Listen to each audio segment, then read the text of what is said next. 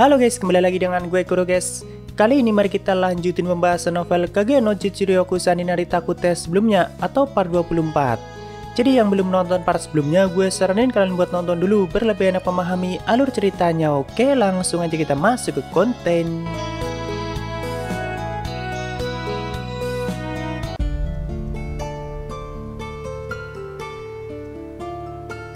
Sebelumnya, Getan yang mulai kesal mengirimkan anggota Four Leaves yang masih tersisa untuk menyerang Mitsugoshi, tapi dengan mudah bisa dibantai oleh Gama dan juga Nu, atau lebih tepatnya Nu yang sudah membantai dua diantaranya, sedangkan Gama mengalahkan ketua mereka dengan pertarungan yang sangat sengit.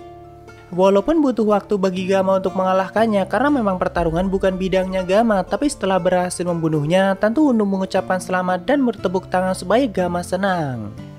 Lalu di tempat lain, Getan lagi-lagi dibuat geram walaupun gak sampai marah banget.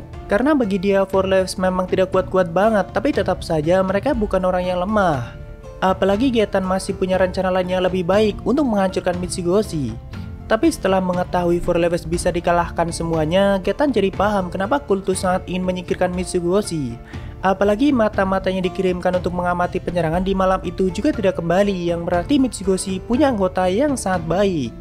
Jadi setiap Getan mengirimkan pasukan untuk menyerang, dia selalu mengirimkan satu mata-mata khusus untuk mengamati penyerangan dari kejauhan dan melaporkan semuanya. Tapi mereka semua tidak ada yang pernah kembali, yang berarti Mitsugoshi selalu bisa menangkap mereka, padahal biasanya mengamatinya dari jarak yang cukup jauh, dan orang yang menjadi mata-mata bukan orang sembarangan. Namun di sini kelihatannya Getan masih percaya diri dengan rencana dia selanjutnya, bahkan sempat bergumam rencana masih berjalan dengan baik, dan lagian mereka sudah jatuh ke dalam perangkap. Lalu berhari-hari setelahnya, Chit masih menunggu uang palsu yang sedang diproduksi oleh Yukime dan orang-orangnya. Saat itu musim gugur telah usai dan sudah mulai memasuki musim dingin. Chit sendiri sedang di akademi dan seperti biasa dia bersama dua temannya yaitu Skell dan Po, dan sedang dalam mode karakter sampingan atau biasa saja. Sebenarnya Chit sendiri juga menikmati kehidupannya sebagai karakter sampingan, tapi terkadang dia sering mengucapkan kalimat yang dalam dan juga keren. Jika situasi dan suasananya mendukung seperti saat itu. Sambil melihat keluar jendela, dia mengatakan, angin sangat kencang hari ini, pasti perubahan besar akan datang dengan pergantian musim. Dan tidak lupa dengan menunjukkan pose fenomenalnya, walaupun jika Skell dan Po melihatnya, palingan mereka menyangka apakah otak Chit sedang tidak waras. Di saat dia sedang mengatakan kalimat kerennya, tiba-tiba sang putri Alexia menyeretnya dari belakang dan mengajaknya ke suatu tempat. Tapi seperti biasa, Chit pura-pura sibuk dan tidak peduli apa yang akan ditujukan oleh Alexia. Walaupun Alexia tetap memaksanya dan ternyata dia diajak ke ruang latihan pribadi milik Alexia sendiri. Di situ Chit diajak latih tanding, atau intinya Alexia ingin menunjukkan perkembangannya dan gaya pertarungan barunya. Dalam hati Chit juga merasa kalau Alexia sudah semakin berkembang dari sebelumnya dan bertambah kuat. Mungkin dia selalu menjalani latihan kerasnya. Setelah itu dia meminta pendapat Chit mengenai perkembangannya dan Chit hanya mengatakan, ya itu terlihat bagus. Lalu dengan malu-malu Alexia bertanya, apakah kau ingat pernah mengatakan kalau kau menyukai gaya berbedangku? Tapi Chit malah balik bertanya, apakah aku pernah mengatakan seperti itu? Alexia pun mengiyakannya, makanya dirinya menunjukkan hasil latihannya pada Chit. Walaupun bagi Alexia sendiri hal itu masih kurang dan dirinya masih harus bertambah kuat.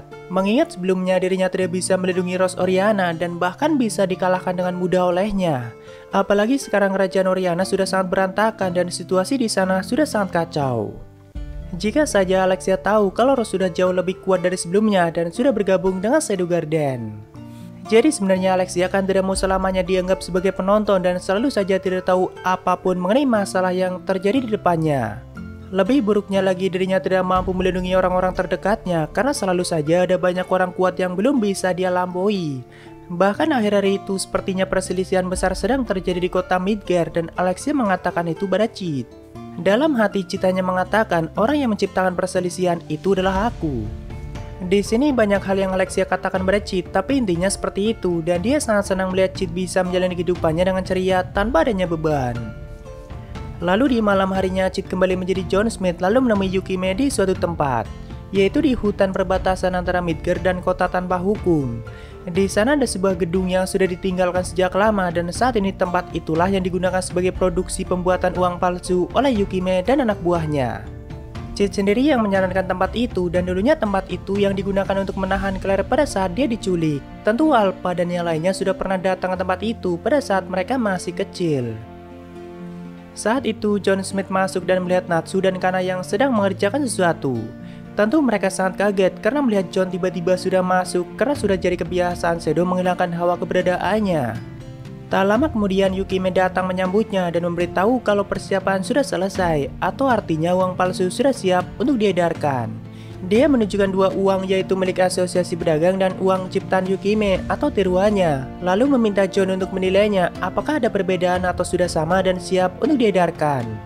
Sebenarnya di sini John tidak ingat mana yang uang asli karena memang terlihat sama dan sangat sulit untuk membedakannya. Tapi agen super rahasia harus bisa melihat perbedaan sekecil apapun, dan akhirnya setelah melihatnya lebih teliti, dia melihat adanya perbedaan kualitas di kertas tinta ataupun cetakan namun sangat kecil. Tapi masalahnya dia tidak ingat mana yang uang asli. Jadi John pura-pura tersenyum seperti orang yang sudah mengetahui segalanya lalu mengatakan tidak perlu dijawab. Tentu Yukime langsung bertanya, "Apa maksudmu?"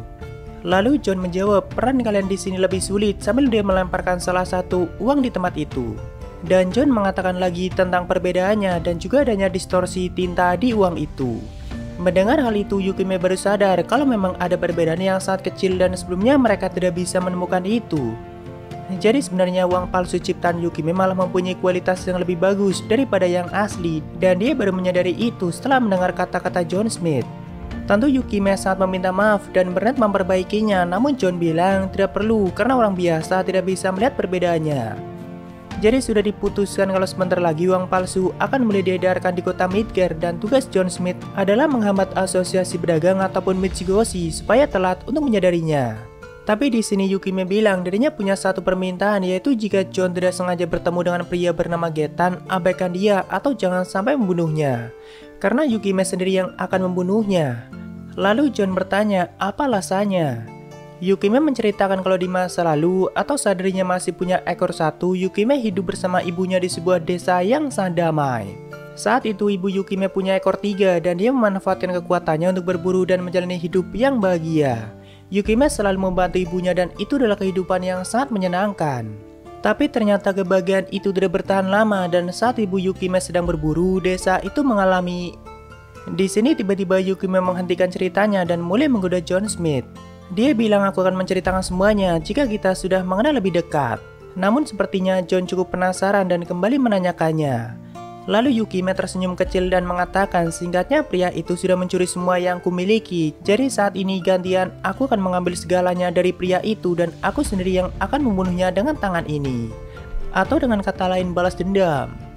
Setelah mendengarnya, John juga mengerti akan hal itu dan dia kembali pergi dari tempat itu. Di tempat lain saat itu, Alpha sedang melihat beberapa dokumen di kantornya dan tiba-tiba Gamma datang dengan sangat panik untuk melaporkan sesuatu. Kata Gamma ada masalah besar, yaitu beredarnya uang palsu seperti milik asosiasi pedagang, walaupun saat ini masih belum banyak. Tapi jika dibiarkan maka keruntuhan ekonomi akan terjadi dan semua orang akan kehilangan kepercayaan pada uang kertas. Otomatis Mitsugoshi juga akan mengalami dampaknya.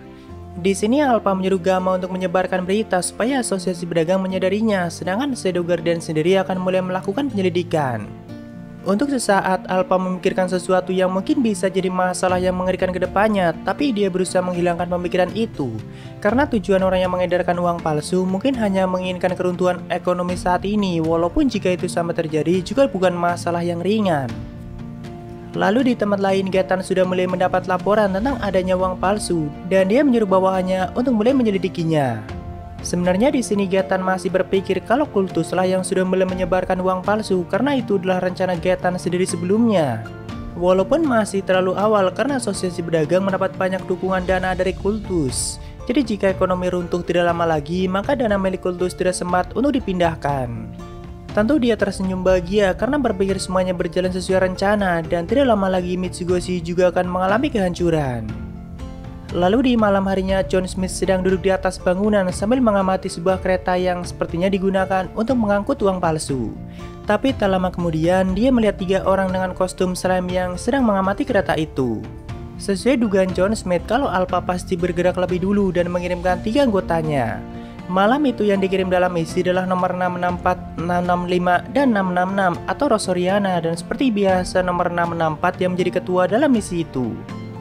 Misi mereka kali ini adalah menemukan sumber uang palsu, dan sebelumnya Gamma sudah mencurigai satu rute yang biasa digunakan, yaitu salah satunya adalah gerbong yang sedang mereka awasi.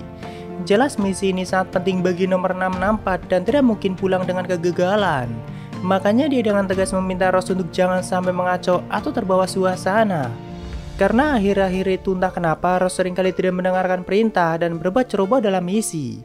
Tapi saat ditanya oleh nomor 664, kau sedang kenapa? Rose tidak mau menjawabnya dan hanya menundukkan kepalanya. Mungkin saat itu Rose sudah mulai mendengar kabar tentang situasi di kerajaan Oriana yang semakin hari semakin kacau. Tapi dia masih menahan diri untuk menyembunyikan masalah atau rasa khawatirnya. Saat itu Rose tiba-tiba merasakan sesuatu dan langsung berteriak pada dua temannya untuk menunduk, tapi ternyata tidak sempat dan hanya Rose yang berhasil menghindarinya. Jadi dari tadi John Smith sudah ada di belakang mereka tanpa mereka sadari. Lalu John melancarkan serangan benang sihirnya. Sebagai John Smith tentu dia mengubah semua gaya bertarungnya, dan kali ini dia menggunakan metode benang sihir untuk serangan dan pertahanannya. Tentu dia sangat niat menciptakan gaya pertarungan seperti itu guys, dan sudah sangat mempelajari senjata benang sihirnya. Saat itu dari kegelapan mereka bertiga melihat pria hitam dengan topeng dan senjata benangnya, yaitu John Smith. Dan John juga mengenalkan dirinya sambil mengatakan belum saatnya bagi kalian untuk mengetahui yang sebenarnya, jadi pulanglah. Tentu mereka bertiga mulai siaga dan bisa merasakan John Smith bukan orang sembarangan. Benang sihirnya sudah mulai memenuhi tempat itu dan total ada 10 yang masing-masing terhubung dengan jarinya. Bagi mereka bertiga, kecepatan benangnya bukan masalah, tapi gerakannya itu yang sangat tidak bisa diprediksi. Awalnya mereka bertiga bisa menghindari semua serangan benang John Smith walaupun tidak mudah.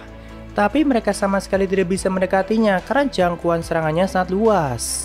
Bahkan semakin lama mereka dibuat semakin menjauh, sedangkan John Smith masih belum bergerak dari posisinya. Dia hanya mengandalkan benangnya, tapi sudah seperti menguasai tempat dan pertarungan itu. Sama halnya seperti laba-laba yang sedang menjerat mangsanya. Semakin lama pertarungan berlangsung, nomor 664 merasa John lebih kuat dari dirinya. Nomor 664 itu selalu paham dengan kekuatan orang lain yang ada di atasnya. Salah satunya adalah Rose Oriana yang sebenarnya lebih kuat. Tapi bahkan pria bernama John Smith ini jauh lebih kuat dan tidak terduga. Saat itu John sampai bertanya, ada apa? Kenapa kalian tidak mau menyerang? Mendengar itu mereka mulai terpancing dan maju menyerang, tapi tiba-tiba tubuh nomor 664 dan 665 sudah terjerat di benang John Smith. Hanya tinggal Rose yang masih bisa menyerang dan dia pun maju untuk mendekati John, tapi ternyata tubuh Rose juga akhirnya terjerat oleh benang John Smith. Jadi sebenarnya dari awal benang John sudah bisa mengikat kaki, tangan, dan leher mereka bertiga, tapi mereka tidak bisa menyadarinya. Dari awal mereka bertiga sudah kalah dan tidak punya kesempatan untuk mendaratkan serangan. Ya simpelnya semenjak mereka menginjakan kaki di tempat itu, mereka sudah masuk ke dalam perangkap dan cuma mangsa yang menunggu untuk dilepaskan. Tentu sudah tidak ada pilihan lain dan mereka mengatakan jika kau ingin membunuh kami maka lakukanlah karena kami tidak akan mengatakan apapun walaupun kau menyiksa kami. Tapi John hanya bilang ini adalah peringatan dan pergilah, kalian masih belum boleh tahu yang sebenarnya.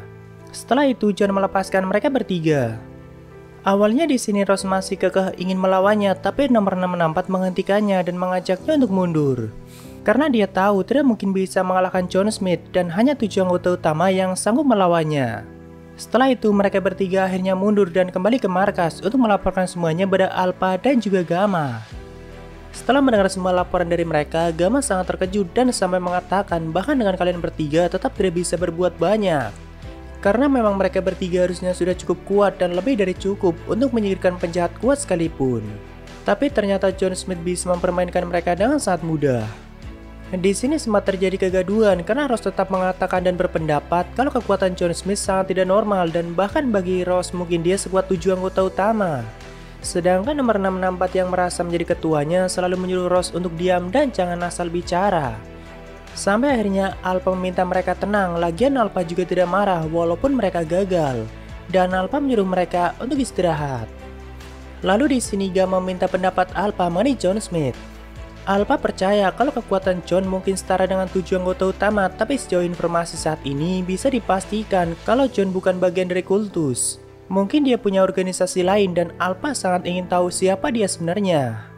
Daripada buang-buang waktu, akhirnya di sini Alpha berniat mengirim Delta untuk memburu John Smith dan tentu itu adalah pilihan yang terbaik. Lalu kita kembali ke tempat cheat guys. Setelah memukul mundur 3 anggota Shadow Guardian sebelumnya, Chit menjalani kehidupan sehari-harinya seperti biasa.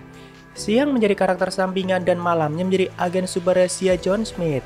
Tapi sudah beberapa hari masih belum ada pergerakan dari Shadow Guardian maupun asosiasi pedagang dan tentunya itu membuatnya bosan. Sedangkan lalu lintas pengiriman uang palsu masih lancar seperti sebelumnya. Tapi akhirnya di malam itu John merasakan sesuatu mulai mendekat tanpa mengeluarkan suara, bahkan John sama sekali tidak bisa merasakan kehadirannya. Dia mulai mendekati gerbong yang mengangkut uang palsu. Kata John selain dirinya di dunia itu yang bisa menghilangkan hawa keberadaan sampai segala itu hanya ada satu orang, yaitu Delta. Sepertinya Alpha berniat menyelesaikannya dengan cara yang kasar dan juga cepat karena yang dia kirim adalah Delta dan pastinya Alpha menganggap John Smith bisa menjadi ancaman yang serius. Tapi di malam itu John masih sangat percaya diri dan berniat memukul mundur Delta seperti 3 anggota sebelumnya. Karena dirinya sudah menduga kalau lama-kelamaan pasti Delta akan dikirim. Makanya John sudah mandi dengan parfum yang sangat wangi bahkan sampai merendamnya sangat lama untuk mengelabai penciuman tajam milik Delta. Saat itu keduanya sudah saling melihat dari kejauhan dan John juga sudah mempersiapkan perangkap benangnya, tapi sepertinya Delta bisa menghindari semuanya dengan refleksnya yang sangat cepat. Lalu di tengah semua itu John memperkenalkan diri seperti biasa, tapi Delta tetap berlari ke arahnya dan langsung memeluk bosnya dengan sangat erat. Delta bertanya apa yang sedang bos lakukan, apakah pria bernama John Smith adalah bos? Ternyata penciuman Delta memang sangat tajam dan tidak mungkin untuk mengelabuinya. Padahal sebelumnya Chit sudah menjelaskan kalau bakat alami Delta tidak mungkin bisa dilampaui. Di sini Delta bilang kalau bos adalah John Smith, berarti aku tidak mungkin bisa mengalahkanmu. Dan Delta akan segera memberitahukan hal itu pada Nona Alpha. Namun sebelum Delta berlari untuk melaporkannya, terpaksa John menarik ekornya dari belakang dan tentu itu membuat Delta kesal. Bahkan bulunya sampai rontok. Lalu di sini John mulai membohongi Delta kalau dirinya sedang menjalankan misi yang sangat rahasia dan tidak boleh ada yang tahu, jadi jangan sampai Alpha tahu. Perintah Shadow memang lebih tinggi dibanding perintah Alpha bagi Delta, tapi Delta sendiri tidak mungkin pulang dengan tangan kosong dan membohongi Alpha. Jadi akhirnya John memberikan Delta misi baru sebagai gantinya, yaitu pergilah ke kota tanpa hukum lalu cari pria bernama Juggernaut. Dia adalah bandit yang sangat jahat dan tinggal di menara hitam, jadi burulah dia sebagai ganti misi barumu. Sebenarnya sangat kasihan bagi Juggernaut karena pasti Delta akan membantainya dengan sangat brutal. Tapi walaupun begitu, Delta masih bertanya apakah nanti Alpha sama tidak marah. Dan tentu John mengatakan tidak karena ini demi kebaikan dunia. Bahkan John sampai menjanjikannya hadiah supaya Delta mau melakukannya, dan setelah mendengar kata hadiah, Delta langsung mengibaskan ekornya dengan sangat kegirangan. Karena baginya jika Chit memberikan hadiah, pasti Delta bisa meminta apapun. Padahal Chit sudah beberapa kali mengatakan bukan berarti apapun bisa diminta, tapi selama aku bisa dan tidak mengeluarkan banyak uang, maka aku akan menurutimu. Sebenarnya cukup lama mereka berdua bernegosiasi mengenai hadiah apa yang nanti Delta minta karena Delta sangat bebal dan tidak mendengarkan omongan orang lain. Walaupun ya paling hadiah yang Delta minta mungkin berburu bersama Chit dan hal-hal semacam itu. Tapi sebisa mungkin Chit tidak mau menjanjikannya. Akhirnya di malam itu Delta dengan semangat pergi menuju kota tanpa hukum dan memburu pria jahat bernama Juggernaut. Sedangkan lagi-lagi orang yang dikirim Alpha untuk mengalahkan John Smith gagal untuk kedua kalinya, bahkan seorang Delta juga tidak berhasil. Tentu Alpha dan yang lainnya mulai menganggap masalah kali ini sangat serius dan berniat turun tangan langsung, tapi kita lanjutkan di part selanjutnya guys. Untuk kali ini gak ada sabaria, tapi gue ucapin makasih banyak buat kalian yang udah donat dan yang udah ngikutin sampai detik ini. Jadi mungkin segitu aja untuk pembahasan kali ini. Jika ada kesalahan gue minta maaf atau kalian bisa koreksi aja di bawah. Thank you yang udah mampir, sampai ketemu di video lainnya. Salam kuru guys.